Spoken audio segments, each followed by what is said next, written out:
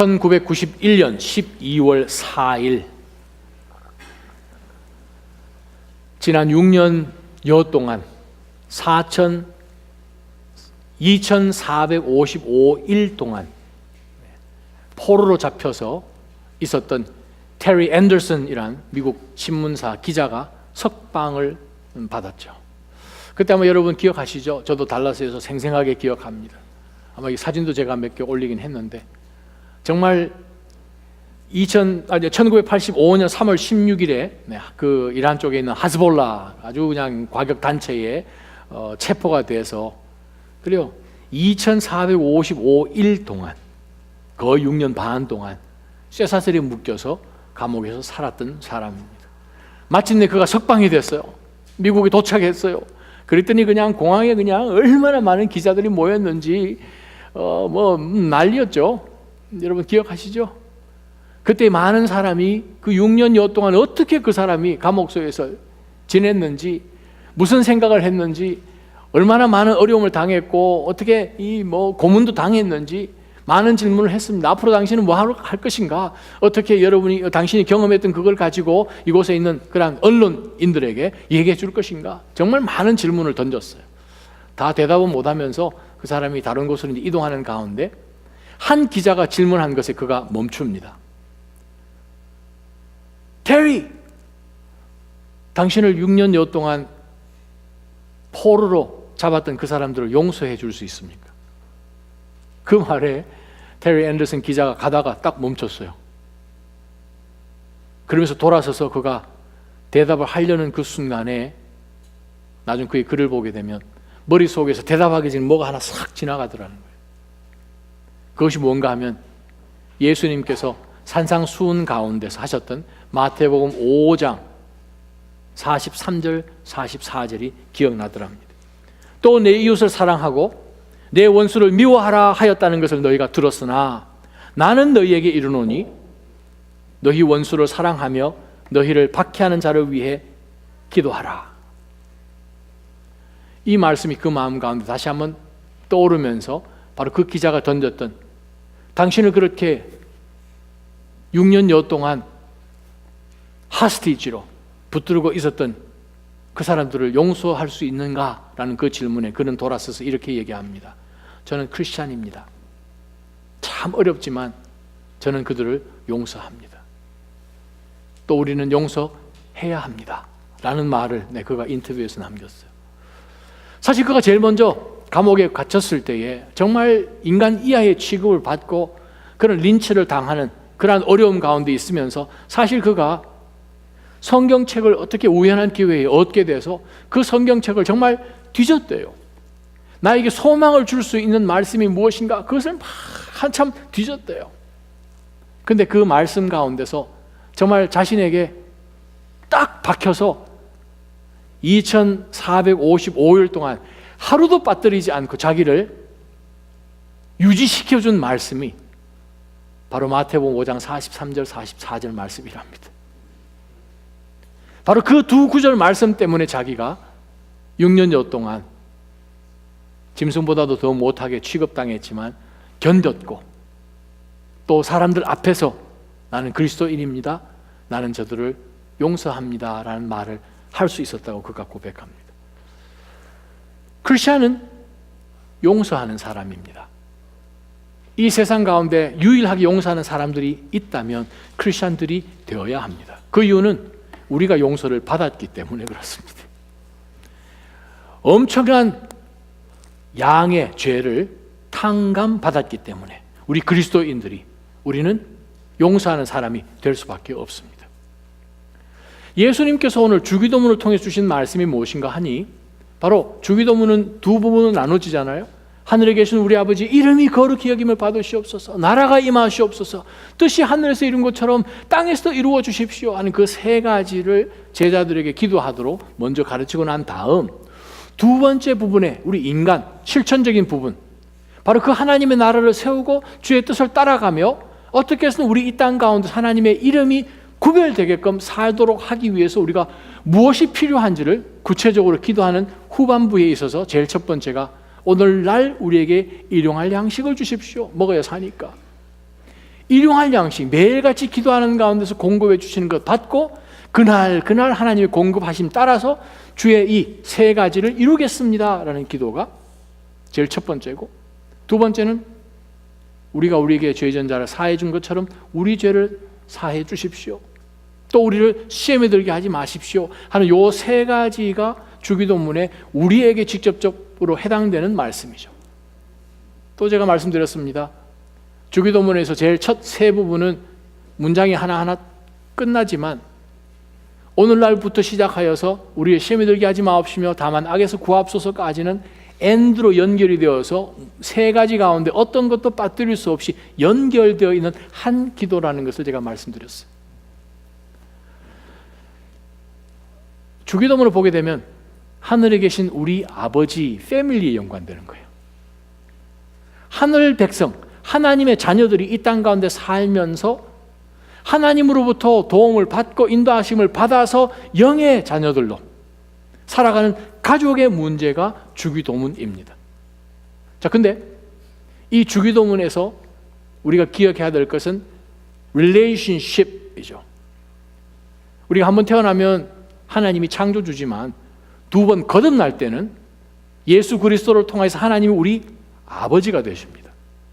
자, 그 하나님 아버지와의 관계가 relationship이 세워진 가운데서 그 다음 하나님이 우리 믿음의 자녀들과 함께 계속 유지해 나가기를 원하는 것이 fellowship이죠. 교제죠. 예수 그리스도를 통하여서 예수님을 하나님의 정말 구세주요 나의 죄를 사해 주시는 정말 어린 양으로 보내주신 것 아멘 하고 믿을 때에 하나님과의 관계가 세워집니다. 그 다음에는 fellowship이죠. 근데 그 교제하는 가운데서 가장 중요한 것이 무엇인가 하면 하나님 앞에 늘 회개하는 마음으로 용서를 구하고 또 우리가 다른 사람을 용서해 주고, 그거 참 어렵습니다. 요한 1서가 하나님과의 교제를 어떻게 단단하게 세우는가 하는 그 말씀 전체가 요한 1서입니다.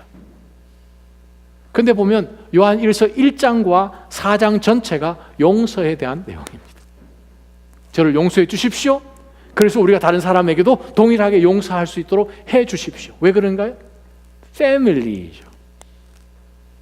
릴레이션십이 세워졌다면 그 다음에 기억해야 되는 것은 펠로우십이죠. 자, 두 사람이 사랑을 해서 결혼을 했습니다. 결혼을 했는데 이제 부부가 남편과 아내가 되어서 이제 릴레이션십이 생겼어요. 법적으로. 근데 두 사람이 서로 말도 하지 않고 밥을 먹을 때도 그냥 입 다물고 계속 먹고 전혀 펠로우십이 없다면 그건 뭔가 이상한 거죠. 바로 이 용서가 무엇을 만드는가? 용서가 우리 삶 가운데서 무너졌던 펠로우십을 회복시키는 것이 바로 forgiveness라는 거죠. 그래서 예수님이 오늘 주신 말씀을 통해서 우리로 하여금 무엇에다 포커스를 둘 것인가? 우리가 예수 그리스도를 구세주 영접해서 하나님의 자녀가 된 이 릴레이션십만 가지고는 매일매일 삶 가운데서 하나님의 excitement, 성령을 통하여서 하나님과 교제 가운데서 주는 그 기쁨, 변화, 이러한 것은 경험하지 못하고 그냥 세상 사람처럼 사는 것은 아니라는 것을 예수님이 주기도문을 통하여서 주신 말씀입니다. 그리스도인은 용서하는 사람이에요.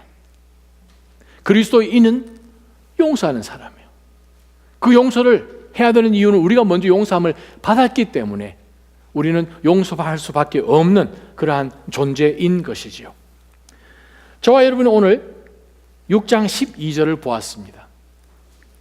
근데 6장 12절을 읽고 나니까 14절, 15절에 예수님께서 12절을 다시 또 끄집어서 설명하시는 것을 우리가 봅니다. 자, 12절을 읽습니다. 우리가 우리에게 죄 전자를 용서한 것 같이 우리 죄도 용서해 주십시오. 그리고 주기도문이 13절에서 끝납니다. 근데 14절에 문장이 시작되면서 제일 첫 중요한 단어가 왜냐하면입니다. 우리를 시험에 들게 하지 마옵소서 하는 그것도 사실은 용서하지 않음으로 인하여서 시험에 드는 것과 연관이 있습니다. 그러고 난 다음 예수님께서 14절에 가서 우리가 왜 용서를 해야 되는가 하는 그 이유는 14절에 왜냐하면 너희가 너희에게 죄진 사람을 용서하면 하늘에 계신 너희 아버지께서 너희를 용서하시는데 너희가 남의 죄를 용서하지 않으면 너희 아버지께서 너희 죄를 용서하지 않기 때문이니라 라고 말씀을 하신 거예요. 이제 이해가 되십니까? 훨씬 달라지죠?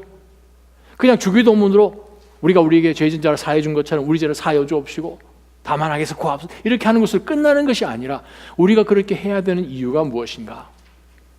우리가 용서하지 않으면 우리에 대해서 잘못한 사람들에게 그럼 하나님이 우리에 대해서도 용서를 안 하신다는 거예요. 자, 여기서 우리가 다시 한번 제가 여러분에게 조금 더 정보를 드리도록 하겠습니다. 자, 주기도문은 복음서에서 2번 나타나요. 마태복음 6장에도 나타나고 누가복음 11장에 나타납니다. 저와 여러분이 방금 읽었던 마태복음 6장 12절은 누가복음 11장 4절에도 동일하게 나타납니다. 차이점은 마태복음 오늘 본문 가운데서 예수님이 사용하시는 단어가 죄라고 되어 있지만 두 단어를 사용하셨어요.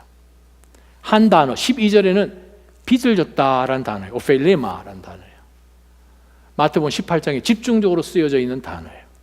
그 단어는 죄란 뜻이 아니에요. 빚졌다라는 뜻이에요. 12절에 가서 예수님께서 사용하신 것, 14절에 가서 예수님이 사용하신 것은 여기에도 동일하게 죄란 단어가 나오죠. 그런데 여기서 너희가 남의 죄를 용서하면 여기서 할 때는 파랍토마타라는 단어로 바로 이 다른 사람들이 우리에게 offend 하겠다는 뜻이에요. offense라는 뜻이에요.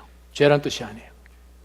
나로 하여금 정말 마음 힘들게 해서 나에게 해를 끼친 것을 우리가 용서하지 않으면 우리가 하나님 앞에 하마르티야 죄를 지은 것을 용서하지 않겠다 그 뜻입니다. 오, 이거 심각한 거죠. 하나님 앞에 deliberately 우리가 하나님 앞에 죄를 지은 것은 우리 신약 성경에 가장 많이 사용된 죄란 단어입니다. 하마르티아 그 단어는 이제 관역이 있어요. 하나님이 정해놓은 기준이 있어요. 하나님이 원하시는 그 기준에 우리가 연약해서 못 맞추는 게 죄지요. 하나님 우리로 하여금 이렇게 하라 저렇게 하라 거룩하게 살아라 했는데 우리는 인간의 육신의 이 몸을 갖고 또 하나님 앞에 rebellious한 그러한 반항하는 죄성을 갖고 있다 보니 다 못하는 거예요. 하나님이 원하시는 관역을 딱딱 맞춰야 되는데 fall short of God's glory. 로마서 3장 23절처럼 하나님의 영광에 이루지를 못하는 거예요. 죄죠. 예수님께서 누가복음 11장에서는 동일하게 죄란 단어도 사용하시고 또 offense란 단어를 사용하셨어요. 자, 그러면 이 세 단어를 같이 다 묶어서 생각을 할 때 용서하는 것이 왜 중요한가?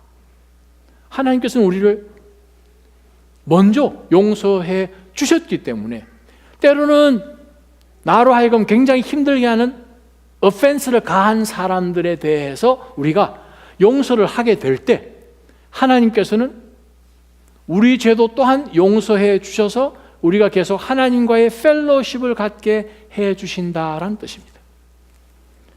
조금 더 설명합니다. 만약 하나 여러분 가운데서 목사님 14절 15절 그러면 우리가 우리에게 죄 지은 사람을 용서를 안 해주면 그럼 하나님 우리 죄를 용서 안 해주니까 내가 그럼 하나님 앞에 용서를 받기 위해서 다른 사람이 나한테 잘못한 것을 용서를 해줘야 되네요 라고 생각하면 안 된다는 뜻입니다. 왜요? 하나님이 우리 가운데 주시는 용서, 하나님이 우리 가운데 주시는 긍휼, 자비는 무조건이에요. 아멘? 우리가 잘나서 주시는 것 아니에요. 무조건적으로 주시는 거예요. 우리가 잘나서 하나님 우리 죄를 용서하신 것 아니잖아요. 우리가 남을 용서하는 것이 선행처럼 하나님 앞에 인정이 되어서 하나님 우리를 용서하시는 것이 아니라는 거죠. 만약에 우리가 다른 사람을 용서하라고 주신 말씀을 분명하게 이해를 하려면 이렇게 이해하시면 좋습니다.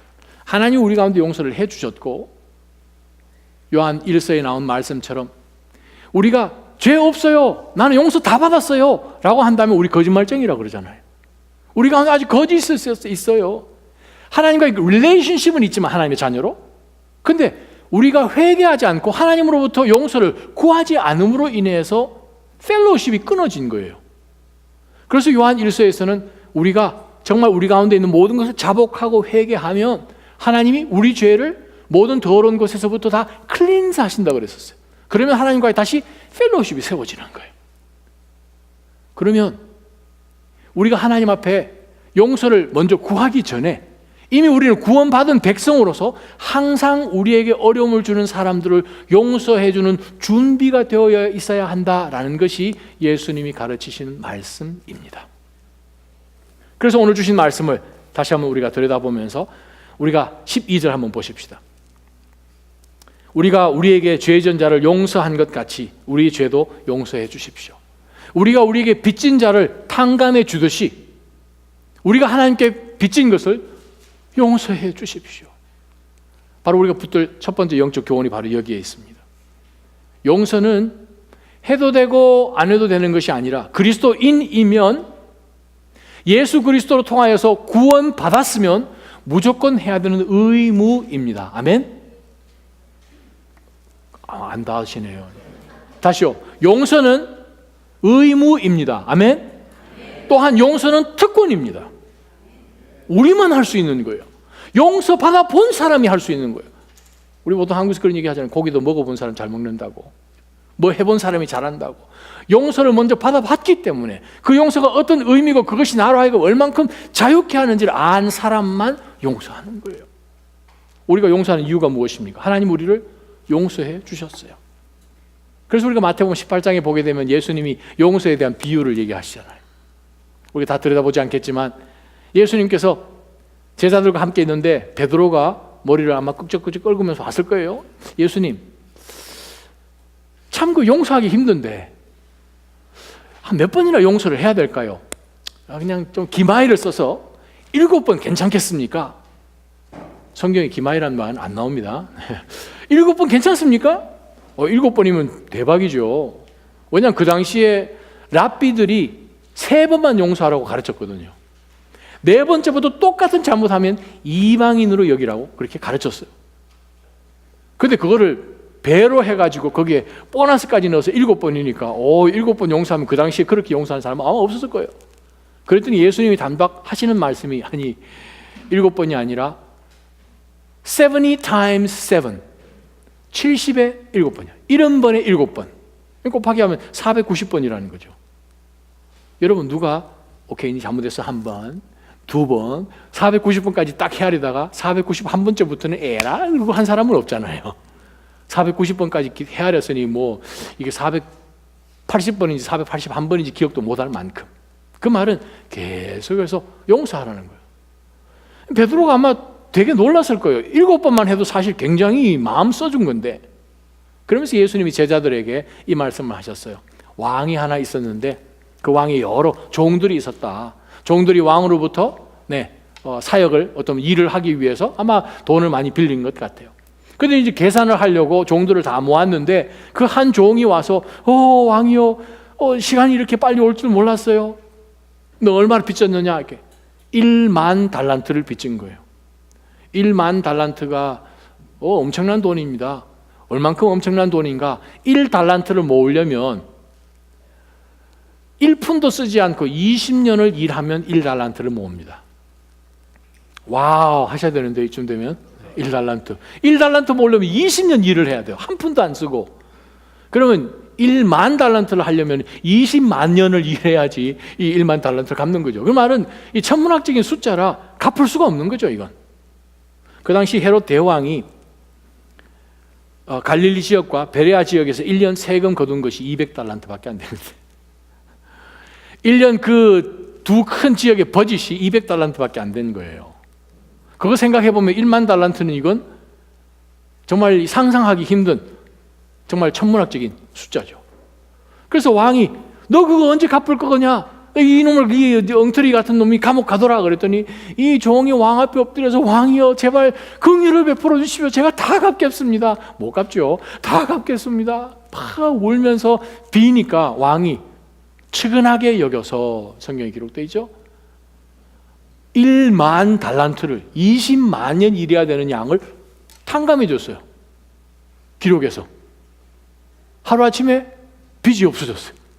이 사람이 너무 기뻐서 나가다가 자기에게 한 100불 정도 빚진 사람을 찾은 거예요. 시장에서 어떻게 하다가 200데나리 찾은 거죠. 그 사람을 그냥 붙잡아다가 맥살을 잡고 또 지금 당장 갚아라. 당장 갚아라. 지금 말도 안 되는 그 양의 빚을 진 사람을 용서하지 못하고 그냥 맥살을 잡고 당장 갚아라. 못 갚어 해가지고 이 사람이, 나쁜 이 종이 자기에게 빚진 사람을 꼭이다 가뒀어요. 부인도 가두고 자녀들도 다 가두고, 너 다 갚을 때까지는 거기서 못 나온다고 가둬버린 거예요. 이 이야기가 옆에 있는 종들이 보니 이게 너무하다. 자기가 엄청나게 용서를 받았는데 자기에게 정말 조금밖에 안 되는, 그거 얼마 안 되는 것을 못 갚았다고 용서를 못하고 자기 용서받은 거 생각 안 하고, 그래서 왕에게 보고를 했어요. 왕이요, 오늘 아침에 왕이 1만 달란트나 탕감해준 바로 그 사람이 나가서 뭐 했는 줄 아십니까? 뭐 했는데 했더니, 아니 자기에게 얼마 빚지도 않는 사람을 그냥 비강 갚는다고 지금 감옥에 가둬 있습니다. 어떻게 하면 되겠습니까? 왕이 화가 나서 그놈 불러라는 거죠. 왔어요. 그러면서 이야기를 줄입니다. 그 왕이 그 종을 어떻게 한 줄 아십니까? 어떻게 했어요? 그 이야기 끝에 보면 감옥에 가둬버렸죠. 네가 한 푼도 남기지 않고 다 갚기 전에는 거기서 못 나온다고 가둬버린 거죠. 이거 20만 년 동안 있어야 되는 거예요? 어떻게 해요? 무슨 뜻입니까? 용서는 그리스도인이면 반드시 해야 돼요. 왜 그렇습니까? 첫 번째는 하나님께서 우리를 엄청난 양, 지옥에 갈 수밖에 없는 그 어마어마한 빚을 하나님이 탕감해 주셨기 때문에 우리는 용서해야 되는 거예요. 왜? 우리가 먼저 용서받았으니까. 14절 15절 말씀을 볼 때 또 우리가 왜 그리스도인이 용서하는 것이 의무인지 예수님이 말씀하십니다. 하나님과 관계에 문제가 있다는 거예요. 다른 말로 표현하면 기도가 막힌다는 거죠. 자, 신학적으로 한번 봅시다. 기도가 무엇입니까? 내가 내 삶 가운데서 어떻게 하면 하나님의 영광과 하나님의 뜻을 구하고 하나님의 나라가 세워질 것인지, 나를 하나님이 어떻게 사용하실 것인지, 내 상황을 어떻게 하나님이 사용하실 건지, 그것 뜻을 묻는 것이 기도거든요. 기도로 통하여서 하나님이 내 삶 가운데 모든 인볼브먼트 가운데서 하나님의 나라가 세워지고 하나님의 뜻이 드러나는 것이 기도입니다. 근데 내가 다른 사람을 용서해 주지 않음으로 인하여서, 내 마음 가운데 하나님으로부터 용서를 구하지 않음으로 인하여서 내 마음 가운데 아직까지 죄가 있는데 내가 하나님 앞에 간구하고 기도하는 것을 하나님이 응답해 주셔서 나에게 기도 응답으로 복을 주신다면 신학적으로 심각한 문제가 생깁니다. 첫째는 하나님이 하나님 스스로의 거룩한 이름을 구별할 수가 없고 하나님의 뜻을 구하지도 않고 하나님의 나라가 이 땅 가운데 세워지는 그것에 초점을 두지 않는 그 기도에 하나님이 응답해 주심으로 인하여서 오히려 하나님은 우리를 하여금 계속 용서하지 않아도 되고 하나님 앞에 용서를 구하지 않아도 되고 그래도 계속 죄 가운데 머물러 있음에도 불구하고 하나님이 죄를 계속 지을 수 있도록 응답해 주신다는 희한한 신학이 나온다는 거예요. 우리가 왜 용서해야 됩니까? 먼저는 우리가 죄를 용서받았기 때문에 용서해야 되는 것이고, 두 번째는 기도가 막히지 않기 위해서라도 우리는 용서를 하는 것이 맞다는 거예요. 찰스 스퍼전이 뭐라고 이야기하는가 하니, 서로 용서하지 않는다면 하나님 앞에서 무릎 꿇고 기도하지 말라. 스퍼전 목사님이 그 얘기 하셨어요. 우리가 서로 용서하지 않는다면 하나님 앞에 나와서 무릎 꿇고 기도하지 말라. 어차피 하나님 기도 응답 안 하신다는 거죠. 와우. 우리가 14절 15절을 볼 때에 너희가 너희에게 잘못한 사람을 용서하면 하늘에 계신 너희 아버지께서도 너희를 용서하신다. 그러나 너희가 남이 너희에게 offend한 것을 용서하지 않으면 너희 아버지께서도 너희가 죄를 용서하지 않겠다. 이거 엄청난 말씀이죠. 그 말은 하나님과의 아주 친밀한 관계 속에서 하나님의 사람으로 이 땅 가운데서 하나님의 뜻을 구하고, 주기도문 하나님의 나라가 이 땅 가운데 세워지게끔 계속해서 사용되기 위해서는 우리는 용서해야 됩니다. 용서하면 어떤 일이 벌어집니까? 두 번째, 영적 교훈이 있습니다. 용서하면 변화를 경험합니다. 어떤 변화를 경험하는가 하면 용서해주는 사람이 제일 먼저 자유함을 얻게 됩니다.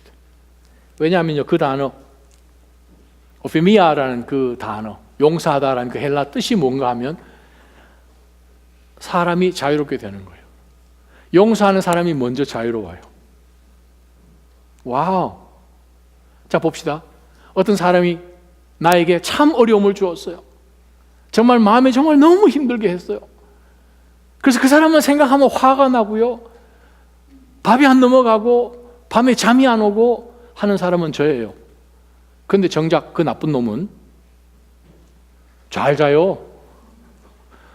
아무 상관도 없이 잘해요. 잘 먹고 잘 사는 거예요. 용서하지 않으면 내가 내 과거에 매여서 과거라는 감옥 속에 내 자신을 가두는 것밖에 안 돼요. 그러나 오늘 주신 말씀처럼 용서해버리면 내 마음 가운데서 모든 것이 relieve 되면 먼저는 내 자신이 자유함을 얻는 거예요. 그래서 우리는 용서합니다. 그래서 우리는 하나님 앞에 용서를 구하고 2차 대전 때에 네덜란드에서 살다가 참 그 주변에 독일이 또 침공하고 합병하고 하는 가운데서 정말 많은 그리스도인들, 특별히 유대인들이 정말 어려움을 많이 당했잖아요. 그때 여러분 그 전기를 봐서 여러분도 아시면 하이딩 플레이스라는 유명한 책이 있잖아요. 코리 텐 붐 그 여사, 바로 그분이 그 언니 베스와 함께 감옥에 갇혔잖아요. 그 가족이 정말 많은 유대인들, 크리스찬들을 숨겨줬거든요. 그 집에 방이 많아서 막 비밀스러운 장소에 막 숨겨놓고 그렇게 2년을 버티다가 다 들켜가지고 게시타포에 잡혀서 감옥에 갇히죠. 감옥서도 3번이나 옮기게 되죠. 마지막에는 라벤스부르크의 그 수용소에 갇혀 있는데 정말 하나님의 정말 은혜 가운데서 기적적으로 석방이 됐어요. 석방이 되자마자 며칠 지나지 않아서 이제 2차 대전도 끝나고 정말 그 안에서 또 자기 언니도 죽게 되고 하는 그러한 경험을 하는데 독일 교회에서 간증 좀 부탁을 해서 간증 말씀 전하기 위해서 교회에 가서 간증을 잘 은혜롭게 전했어요.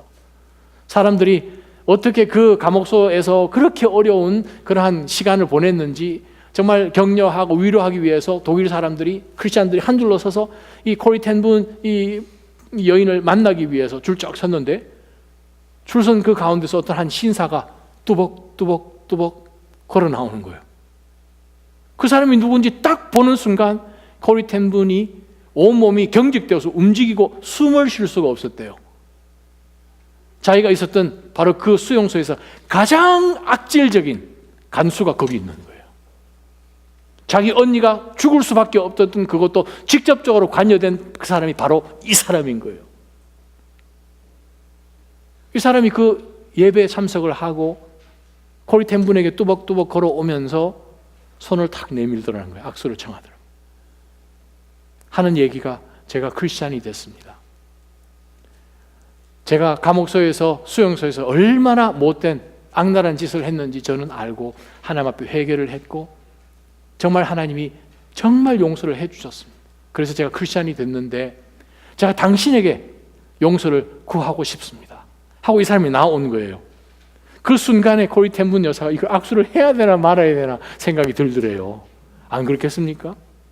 그렇게 모질게 하고 자기 언니까지 죽게끔 만든 장본인인데, 그러나 바로 그 순간에 하나님이 우리의 모든 죄를 용서하셨지라는 생각을 하면서 정말 어려웠지만 그가 손을 뻗고 그 간수의 손을 딱 잡는 순간 그 전기에 보면 이렇게 표현합니다. 넘치는 하나님의 사랑이 나에게서 그분에게로 흘러가고 내 몸 안에 있었던 원한과 증오가 일시에 빠져나가는 것을 저는 경험했습니다.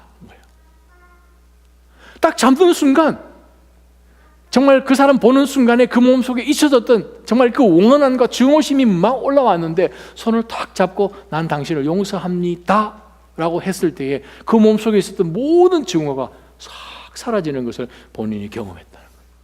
그리고 용서는 내 자신을 살립니다. 우리가 살기 위해서 우리는 용서해야 돼요.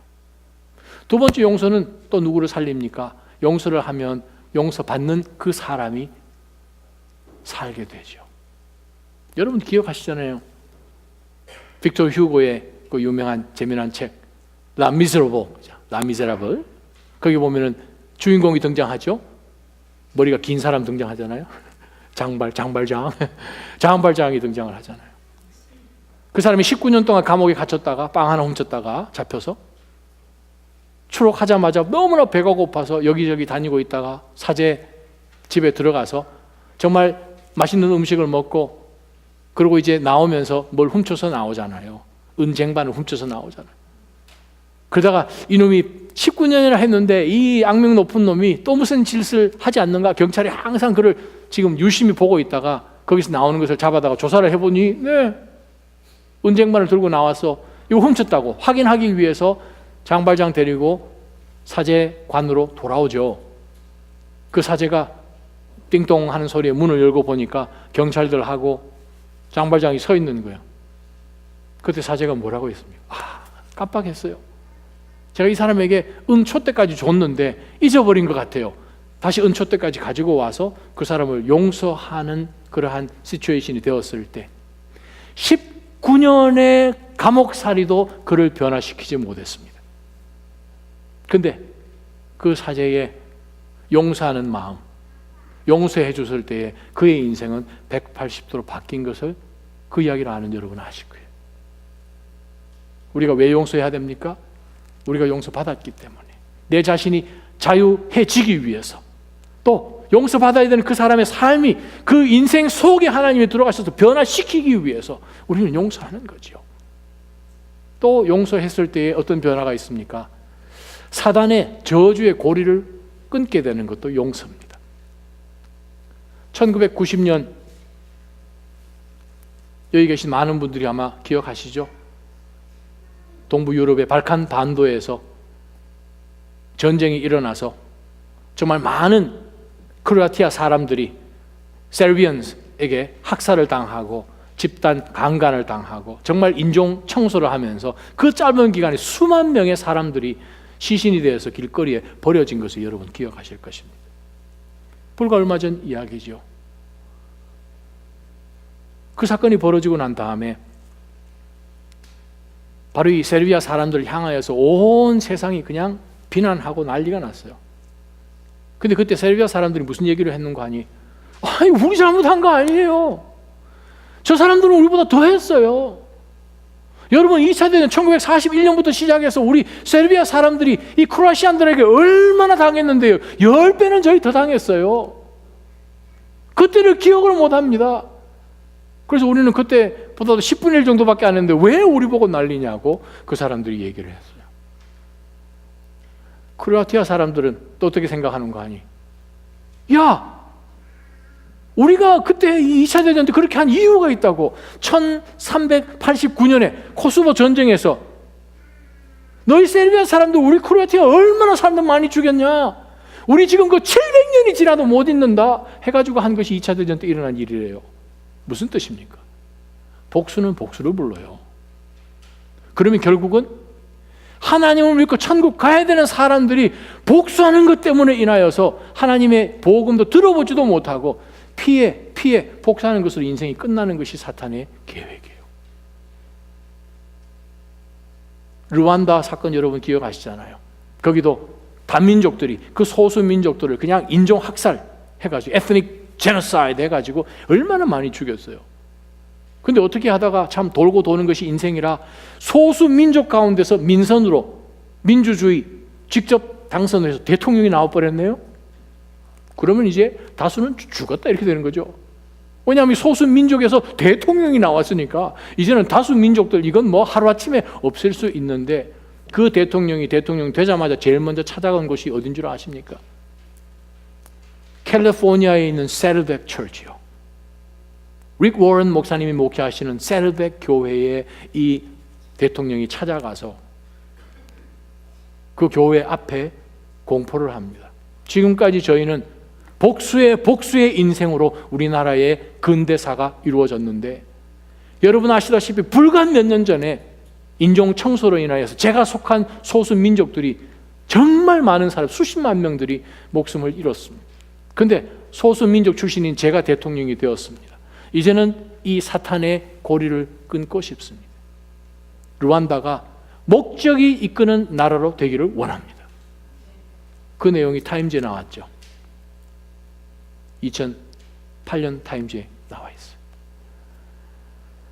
용서는 이 어두운 세력의 고리를 철저하게 끊어냅니다. 그래서 우리는 용서해야 됩니다. 자, 그럼 어떻게 용서하면 될까요? 가짜로 용서하지 마십시오. 따라 하십시다. 가짜로 용서하지 말자. 가짜로 용서하지 말자. 어떻게 하는 거면 이렇게 용서하죠. 용서해 줄게. 조건이 있다. 이렇게 얘기하잖아요, 우리 항상. 네가 이렇게 하면 용서하고 이렇게 안 하면 너 죽었어. 뭐 그렇게 얘기하잖아요, 우리. 가짜로 용서하지 말라는 거예요. 또 어떤 사람이 이렇게 이야기합니다. 이 사람은 용서를 하는데 나는 못 있겠어, 이 말이죠. 용서를 하는데 내 눈앞에 나타나지 말라. 그렇게 얘기하잖아요.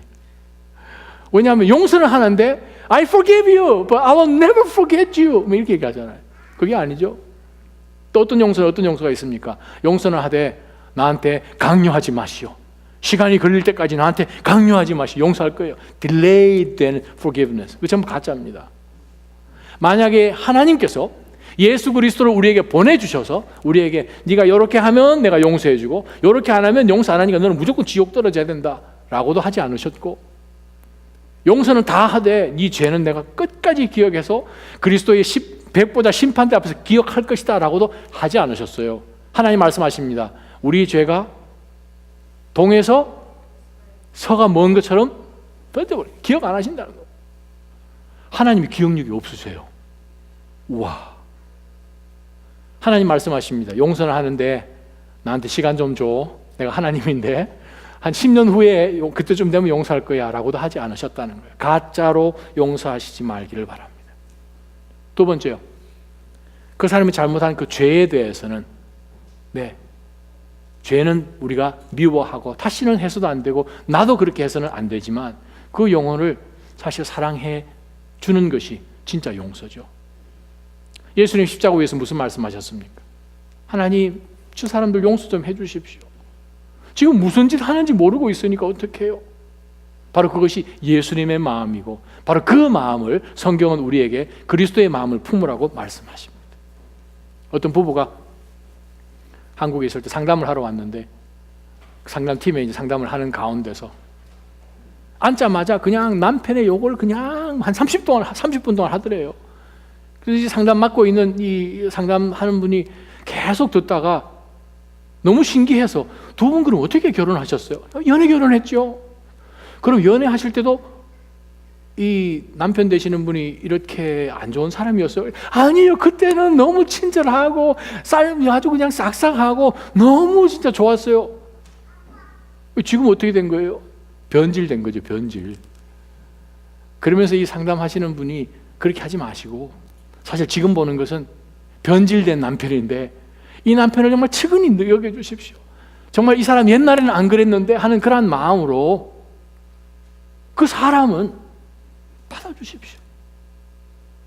그랬더니 이 부인이 집에 가서 정말 이 남편을 불쌍해서, 할렐루야, 불쌍한 마음으로 보는 거예요. 그런 가운데서 혹시 내가 이 남편이 이렇게 변질되게끔 한 게 없는가 하는 그러한 마음을 돌아보는 가운데서 그 부부가 회복된 얘기를 저도 한번 들은 적이 있습니다.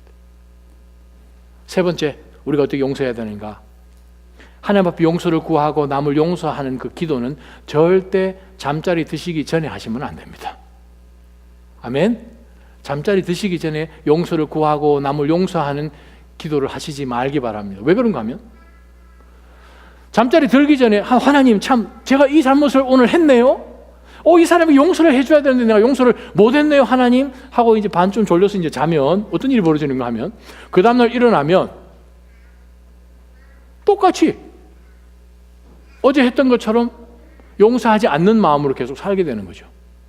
그런데 만약 순간순간마다 혹 하루를 시작하는 바로 첫 걸음에서 하나님 앞에 하나님 용서해 주십시오. 제가 돌아보니까 어제도 참 잘못을 많이 했는데 오늘 먼저 하나님 앞에 용서를 구하고 저도 용서하는 스피릿을 가지고 살겠습니다. 기도하면 그 하루가 어떻게 되냐면 하나님의 순간순간마다 은혜를 주시고 하나님과 펠로십 가운데 중간에 어떤 것도 막히는 것이 없기 때문에 하나님 우리 가운데 우리를 통해서 사용하시는 변화를 먼저 우리가 체험하면서 다른 사람을 용서하는 사람으로 살아요. 그런데 하루 종일 용서하는 사람으로 살지 않고 잠자기 전에 하나님 용서해 이렇게 하면 하나님의 은혜를 경험을 못하고 매일 산다는 거죠. 사랑하는 나름 성도 여러분, 제가 질문하겠습니다. 여러분 마음 가운데 하나님 혹은 목사님, 내가 죽으면 죽었지 저 인간은 용서 못합니다 하는 분 계신가요? 우리 마음 가운데서 놓아주시면 여러분이 자유할 줄 믿습니다. 내가 먼저 자유롭기 위해서라도 그 사람을 놓아줘야 되고요. 그 사람을 사용하실 하나님, 또 그 사람 속에 계신 하나님이 그 사람을 나는 못하지만 지금까지 시간을 지나서 시간도 못하지만 하나님은 하실 수 있다는 그 하나님에게 우리가 집중한다면 네, 변화 일어납니다. 바로 그 하나님을 바라보는 가운데서 서로 사랑하시기를 바랍니다. 사랑하지 않으면 어떻게 돼요? 누가복음 말씀이나 마태복음 말씀이나 우리가 하나님 앞에 받은 용서가 집행유예라는 거죠. 집행유예. 우리로 하여금 센텐스가 주어졌어요. 근데 집행유예예요. 근데 우리가 만약에 하나님 앞에 용서하는 마음으로 용서하지 않으면 앞에 했던 것이 다 무효가 되는 거죠. 그러한 하나님의 은혜를 다 까먹을 정도로까지 우리가 용서하지 말아야 되는가? 그렇지 않죠. 서로 사랑하고 서로 용서하고 용서를 구하는 건강한 여러분 되시기를, 또 공동체 되기를 주님의 이름으로 축원합니다. 한번 기도하고 하나님 앞에 나가십시다. 하나님 아버지 감사합니다. 저희가 오늘 주님이 주신 이 주기도문을 통하여서 우리가 용서하고 또 용서를 구하는, 먼저 하나님으로부터 엄청난, 얼마나 죄가 많았으면 지옥으로 갈 수밖에 없는 그 많은 1만 달란트보다도 더 많은 죄를 십자가 위에서 하나님이 죽으심으로 다 갚아 주셨는데, 이 땅 잠깐 있던 이 삶 가운데서 일어나는 그 일들이 내가 탕감받은 것을 생각해 보면 비교도 하지 않을 만큼 하찮은 일 가운데 오히려 그 사람이 나한테 한 그것은 너무너무 크고, 내가 하나님 앞에 지은 그 엄청난 죄는 최대한 축소하여서 내 자신을 드러내려고 하는 나의 자기 의를 하나님 용서하여 주옵소서. 다시 한번 우리가 죄인인 걸 고백하며 용서하는 사람으로, 더 사랑하는 사람으로 살게 하여 주옵소서. 예수님의 이름으로 간절히 기도하옵나이다. 아멘.